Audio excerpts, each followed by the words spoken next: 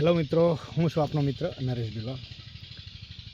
દોસ્તો, તમે ગમે તે કાર્ય કરવા જાઓ છો ત્યારે એવું વિચારો છો કે યાર પેલો ભાઈ જે કાર્ય કરી રહ્યો છે એ હું કરું કે એના જેવું કાર્ય કરું. દરેક લોકો ઘણા બધા મોટે ભાગે આવું વિચાર કરે છે. પણ દોસ્તો, એ એની સ્કિલથી કાર્ય કરે છે, એ એની આવડતથી કાર્ય કરે છે. તો આપણે એના જેવું વિચારશું તો આપણે એના જેવું કરશું એ જરૂરી નથી દોસ્તો. મિત્રો, આપણે અલગ વ્યક્તિ છે, એ અલગ વ્યક્તિ છે. કમ્પેરિઝન યાર કરવી એ મને નથી લાગતું કે યાર કોઈની કમ્પેરિઝન કરીને આપણે એની બરાબરી કરી શકીએ. દરેક વ્યક્તિ એની સ્કિલને એની આવડત પ્રમાણે કામ કરતા હોય છે.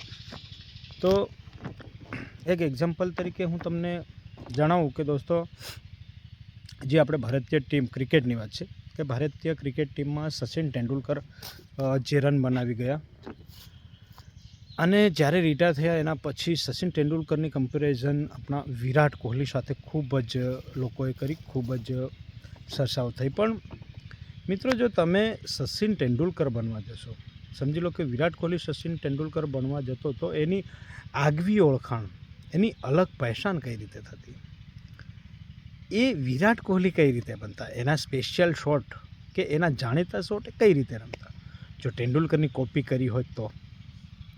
એટલે દોસ્તો, તમે ગમે તે કરવા જાઓ, કોઈ પણ ફિલ્ડની વાત હોય, તમને ઇન્ટરેસ્ટ હોવો જોઈએ, આપણી કાબિલિયત પર ભરોસો રાખો અને જે પણ કાર્ય કરો એમાં જ્યાં સુધી સફળતા ના મળે ત્યાં સુધી રસ્તો ના બદલ લેતા. મેઇન વસ્તુ તો એ છે.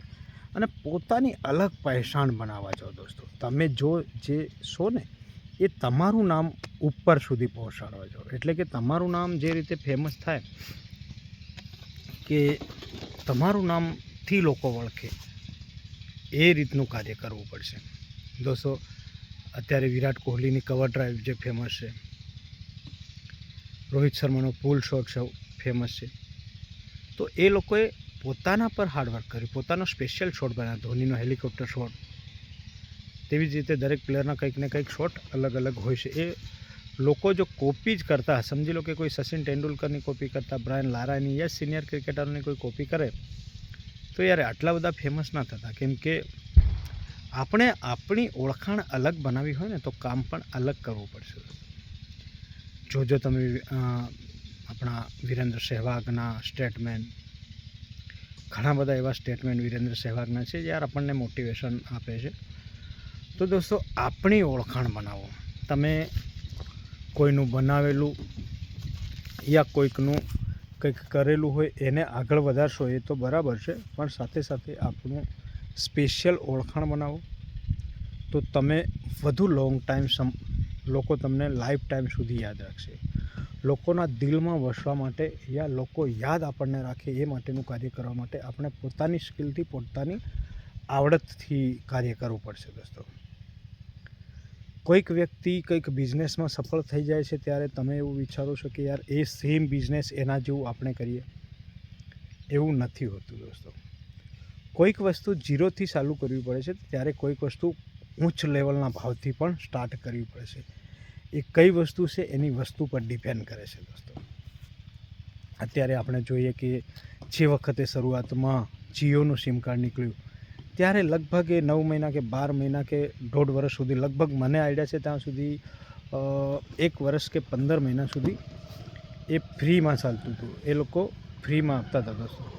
પણ ધીરે ધીરે એવું થયું કે યાર લોકોને આદત પડી, નેટ ફ્રી હતું, એટલા બધા નેટ લોકોને આદત પડી ગઈ અને ફ્રીમાં હતું એટલે લોકોએ જે એની ડિમાન્ડ કેમ વધી, મેન વસ્તુ એ છે કે ડિમાન્ડ કેમ વધી અને આટલા બધા ગ્રાહકો, કસ્ટમરો કઈ રીતે થયા જીઓના, કેમ કે એ લોકોએ ઝીરોથી સ્ટાર્ટ કર્યું ફ્રીમાં. એટલે દરેક લોકો યાર ઝીરોમાં આપતા હોય તો કેમ ના લો, એમ કરીને દરેક લોકો સુધી એમનું સિમ કાર્ડ તો પહોંચાડી દીધું. પણ પછી ધીરે ધીરે એવું કર્યું, આદત પડી ગઈ, એના પછી રિચાર્જનો પ્લાન કર્યો. હવે એ રિચાર્જનો પ્લાન ઓછો હતો, પછી ધીરે ધીરે હવે પ્લાન વધતો જાય, પૈસા એના રિચાર્જના પ્લાનના વધતા જઈ રહ્યા છે. છતાં પણ લોકો જીઓનું સિમ વાપરી રહ્યા છે. કેમ કે દોસ્તો એની આદત પડી ગઈ છે અને બીજાની સરખામણીમાં નેટ પણ વધુ સારું પણ અત્યારે ચાલે છે. નેટવર્ક પણ સારું મળે છે અને અનલિમિટેડ કોલ્સ, અનલિમિટેડ ડેટા, દરેક પ્રકારના અલગ અલગ પ્લાન્સો છે એમના પાસે, અલગ અલગ પ્લાન છે. હવે તો તમે જુઓ તો વાઈફાઈ, ડીશની વાત હોય, એવી ઘણી બધી એવી આઇટમો આવી ગઈ છે જીઓની. જીઓ સિનેમા મોબાઈલમાં હોય તો જીઓ સિનેમાની ચેનલ હોય, એવી ચેનલો હોય કે ડીશો, વાઈફાઈ, એવું ઘણું બધા પ્રકારનું જીપીએસ બધું આવી ગયું છે. પણ એમને ઝીરોથી સ્ટાર્ટ કર્યું હતું. ઝીરોથી સ્ટાર્ટ કરવા માટે આપણા પાસે બેંક બેલેન્સ હોવું જોઈએ, આપણા પાસે ટકી રહેવાની ક્ષમતા, તાકાત બધું જ હોવું જોઈએ દોસ્તો. એ પણ કોણ કરી શકે છે દોસ્તો? એ જે આર્થિક રીતે સક્ષમ હોય એ વ્યક્તિ કરી શકે દોસ્તો. તો એ પણ જોવું મહત્ત્વનું છે. હવે એમની જગ્યાએ ધીરુભાઈ અંબાણી જે છે રિલાયન્સના, જીઓના માલિક, એમની જગ્યાએ જો આપણે એવું કરવા જઈએ તો આપણાથી એ શક્ય નથી. કેમ કે આપણી પાસે આર્થિક રીતે પણ આપણે કમજોર, બેંક બેલેન્સ પણ એટલું ના હોય અને સાહસ એટલું ના કરી શકીએ દોસ્તો. એટલે એમને એમની આવડત પ્રમાણે સાહસ કરીને ઝીરોથી સ્ટાર્ટ કરીને આજે ઉચ્ચ લેવલ પર પહોંચી ગયા છે. તો એનો મતલબ દોસ્તો એ નથી કે આપણે કંઈક ઝીરોથી સ્ટાર્ટ કરીને આપણે ઉચ્ચ લેવલ સુધી પહોંચીએ.